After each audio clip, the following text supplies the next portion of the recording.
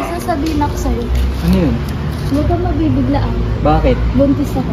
Sino ang ama? Ikaw malamang. Imposible, hindi ako pwede maging ama. Alam mo ang nangyari sa atin. Hindi pwede. Bahala ka dyan. Joshua!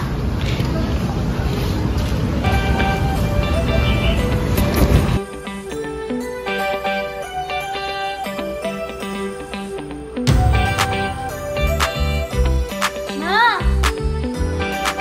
Ano? Ano sasabihin mo sa'yo? Huwag na naman yan. Isa mo na madami akong ginagawa dito. Mabuntis ako. Ano?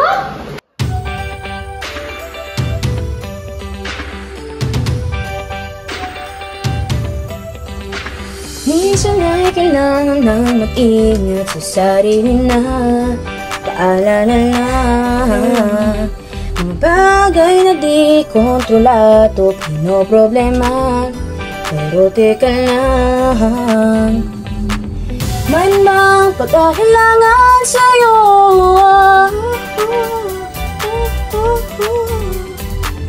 Di naman dapat patuloyin ang pagplano.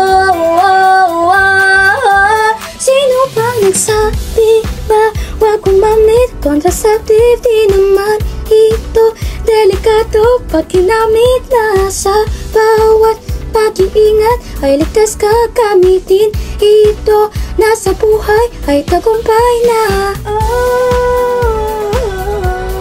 Huwag mag-alala, contraceptive gamitin na. Dahan-dahan lang, magplano ka muna.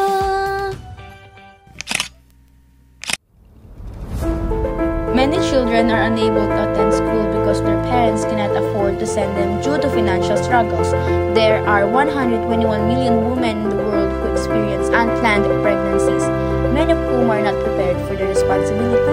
The number of cases of sexually transmitted disease and AIDS is increasing because many individuals are not using contraceptives.